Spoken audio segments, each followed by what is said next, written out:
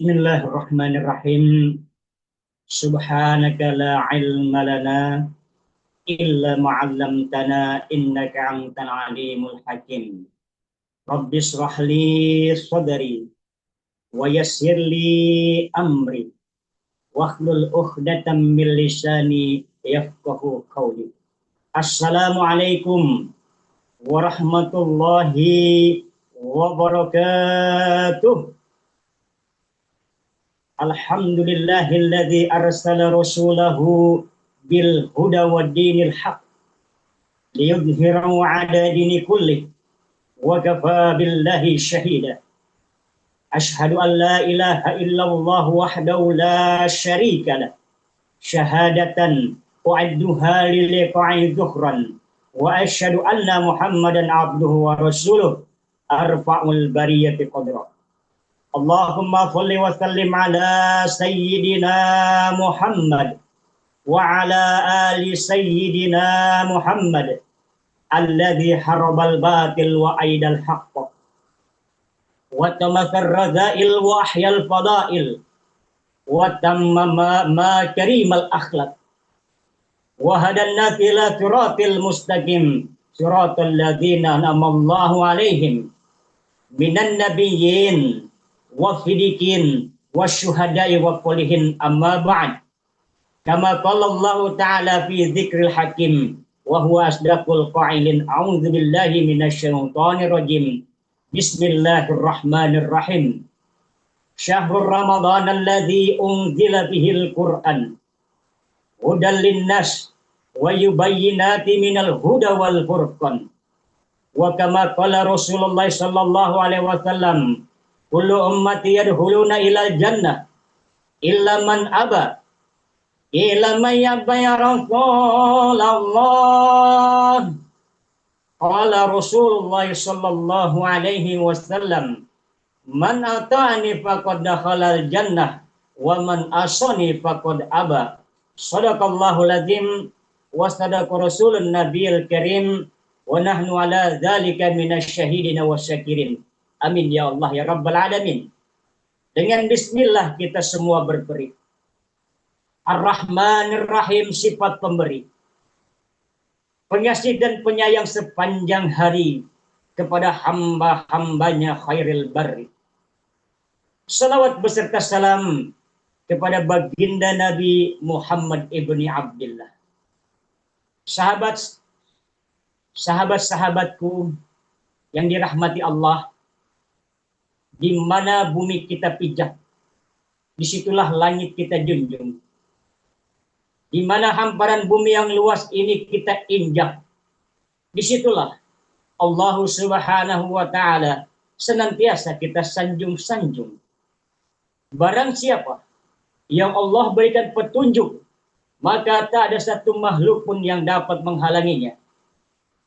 Namun sayang seribu sayang, barang siapa yang Allah sesatkan, niscaya tak ada satu makhluk pun yang dapat menolong dirinya.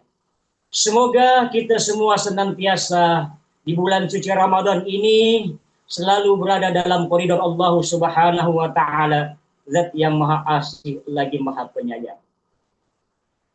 Allah Subhanahu wa Ta'ala berfirman, ud'uni astajib lakum. Mintalah, berdoalah kepadaku, niscaya aku akan menjawabnya. Di sini kita manusia mempunyai keterbatasan. Keterbatasan inilah Allah mengingatkan kepada kita bahwasanya kita ini adalah insan yang dhaif, insan yang lemah. Ada kalimat yang mengatakan la haula wala quwata illa billah. Tiada daya, tiada upaya. Hanya kepada Allah lah kita semua berharap. Berdoalah kepada Allah. Siapa sih kita hidup di dunia ini yang tak punya masalah? Karena memang setiap manusia yang hidup di dunia ini, Allah berikan masalah sebagai ujian.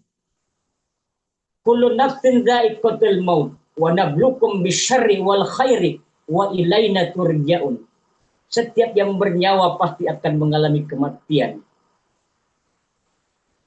Dan aku uji kalian itu dengan kebaikan dan keburukan, dan kepada kamilah kalian dikembalikan. Maksud daripada Allah memberikan kita ujian, agar senantiasa kita berharap kepada-Nya. Ada 3 golongan manusia yang Allah ijabah langsung doanya. Tiada tirai baginya. Yang pertama, orang yang dalam perjalanan musafir. Oleh karenanya orang-orang musafir ini senantiasa doanya mustajab. Manakala kita bertemu di jalan dengan orang-orang musafir, ucapkanlah salam, minta doa kepadanya. Karena orang-orang musafir itu tiada penghalang doanya. Yang kedua, manakala orang ini dikabulkan doanya,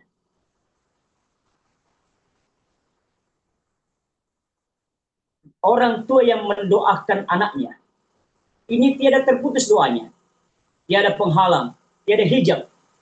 Orang tua yang mendoakan anak. Sesungguhnya, ketika orang tua mendoakan anak, ini adalah bukti rasa cinta dan kasih sayang orang tua terhadap anak. Manakala orang tua itu ridho terhadap anaknya, Allah pun ridho kepadanya. Ridullah fi ridul walidain, wasuktullah fi suktil walidain. Keriduan Allah ada pada keriduan kedua orang tua. Murkanya Allah ada pada kemurkaan kedua orang tua. Manakala orang tua mendoakan anaknya, ini merupakan rasa tanda cinta dan ridho terhadap, maka otomatis doanya ini tak ada penghalang. Yang ketiga, orang yang terzalimi. Oleh karena itu hati-hatilah manakala di dalam kehidupan ini kita menyakiti atau menzolimi seseorang. Di saat kita meyakini dan menzolimi seseorang ini, orang ini tak membalas, itu berarti orang yang menyakitinya dalam keadaan berbahaya. Jadi kita menyakiti seseorang, orang itu tak membalas, itu hati-hati, berarti kita dalam keadaan berbahaya. Berbahaya kenapa? Di saat dia terzolimi, lantas dia sujud di hadapan Allah, dia berdoa, ya Allah, aku tak membalas dia, ya Allah. Ya Allah, sakit hati ini, ya Allah, dizoliminya, ya Allah. Ya Allah, kuserahkan urusanku kepadamu. Itu yang menyakiti hatinya dalam keadaan berbahaya, dalam pengawasan Allah. Jadi orang yang terzolimi itu, ketika dia berharap, dia berdoa kepada Allah Subhanahu wa Ta'ala, maka doanya tiada penghalang. Hadirin sekalian yang dimuliakan Allah Subhanahu wa Ta'ala. Momentum bulan suci Ramadan ini kita berbanyak munajat kepada Allah. Apapun yang kita harap, kita adukan segala apa yang terjadi dalam permasalahan kehidupan kita. Kita munajat kepada Allah. Kita mengadu kepada Allah. Doa. Doa ini dalam artian dialog. Dialog memohon harapan. Jadi ketika kita berdoa kepada Allah, utarakanlah kegundahan hati ini kepada Allah. Sesungguhnya di saat Allah memberikan ujian kepada manusia-manusia, apalagi kepada hamba-hambanya, sesungguhnya itu merupakan teguran bahwasanya Allah rindu dengan untayan kata-kata doa dan harapannya. Namun kan kadang-kadang di saat kita mendapatkan ujian atau cobaan, kita menganggap bahwasanya ujian dan cobaan ini merupakan penderitaan. Kadangkala satu masalah belum selesai, datang lagi masalah yang lain. Masalah lain belum selesai, datang lagi masalah lain. Lantas kita menghakimi Allah, Allah tak sayang sama aku. Padahal aku sudah sholat, aku sudah qiyamul lail, tapi kenapa Allah selalu memberikan aku ujian, cobaan? Sedikit saya mau cerita. Waktu saya bawa jemaah umroh,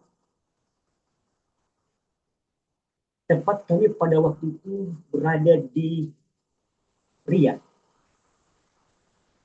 Ketika dalam bis itu mayoritas ibu-ibu semua. Di belakang ada 3 ustaz. Di saat mobil bis ini laju, ada anak kecil. Wallahu alam, anak kecil ini malaikat atau memang manusia benaran atau mungkin jeman setan. Wallahu alam. Dia lari pas mobil ini sedang mau laju. Otomatis supir itu ngerem mendadak. Fut! Di saat supir ngerem mendadak, itu ada ibu-ibu yang duduk di depan, dekat pintu depan, langsung mental karena sopir rem mendadak. Ket! Yang mental ibu-ibu yang duduk di depan, nabrak pintu depan dan ternyata pintu depan itu tidak terkunci rapat. Begitu nabrak pintu depan, bos itu mental ibu-ibu keluar dari bis. Begitu jatuh, ternyata jatuh dia di atas bongkahan kayu yang tajam. Seperti akar pohon yang tua. Dia berdiri begini.